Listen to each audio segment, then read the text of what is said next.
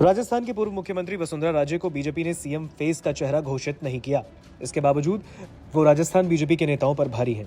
वसुंधरा राजे के कट्टर समर्थक घर बैठे हैं या फिर निर्दलीय चुनाव लड़ रहे हैं। वसुंधरा राजे समर्थकों को टिकट नहीं देने के बावजूद पूर्व सीएम राजे सब पर भारी हैं।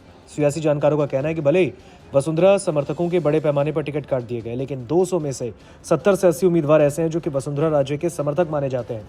ऐसे में विधानसभा चुनाव के बाद बीजेपी को बहुमत मिलता है तो स्वाभाविक तौर पर जीतने वाले उम्मीदवार राजे को ही समर्थन करेंगे। सियासी जानकारों का कहना है कि कांग्रेस हो या बीजेपी, पार्टी आलाकमान विधायकों की राय पर ही सीएम बनाते रहे हैं।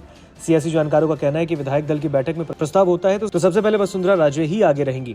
ऐसे में बीजेपी के लिए सीएम का चयन करना आसान नहीं होगा। चुनाव बाद वसुंधरा राजे समर्थक विधायकों का दबदबा रहने के पूरे आसार दिखे हैं। भले ही बीजेपी आलाकमान चाहे जो फैसला लें, ऐसे में बीजेपी में विधायकों की बात आएगी तो वसुंधरा राजे का नाम सबसे आगे आ सकता है।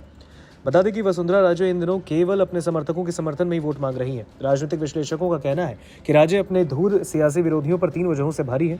बीजेपी में वसुंधरा राजे जैसा कदकाठी का नेता नहीं, राजे की समाज के सभी वर्गों पर सीधी पकड़, और तीसरा कि वसुंधरा राजे का सिंधिया घराने से होना। 3 वजह ऐसी हैं जिनकी वजह से वो सब पर भारी है।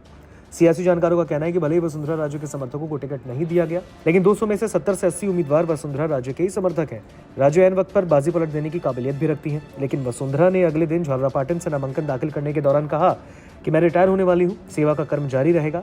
मैंने सांसद दुष्यंत सिंह की राजनीतिक परिपक्वता से खुश होकर मां के नाते कहा कि वे झालावाड़ 12 में अच्छा काम कर रहे हैं। राजस्थान विधानसभा चुनाव को लेकर सीएम फेस को लेकर अभी तक जितने भी सर्वे आए उनमें मुख्यमंत्री अशोक गहलोत के बाद राजे ही 2 नंबर पर हैं। यानी बीजेपी में सीएम फेस की पहली पसंद वसुंधरा राजे ही है। सियासी जानकारों का कहना है कि बीजेपी आलाकमान के लिए वसुंधरा की अनदेखी भारी पड़ सकती है। हालांकि राजस्थान में बीजेपी की ओर से सीएम के चेहरे को लेकर अभी भी कई सवाल बरकरार हैं, लेकिन पीएम मोदी राजस्थान में अपनी सभाओं के दौरान साफ तौर पर कह चुके हैं कि इस बार राजस्थान का चुनाव कमल के निशान पर होगा। ऐसे माना तो ये भी जा रहा है कि विधानसभा चुनाव के बाद बहुमत मिलने पर बीजेपी सीएम पद के लिए किसी नए चेहरे को मैदान में उतार सकती है। नमस्कार, मैं हूं मानक गुप्ता। अगर आपको हमारा ये वीडियो पसंद आया हो तो इसे लाइक और शेयर जरूर करें, और हां, हमें सब्सक्राइब और फॉलो करना ना भूलें ताकि आप देश और दुनिया की कोई खबर मिस ना करें। तो जुड़े रहिए हमारे साथ और देखते रहिए न्यूज़ 24।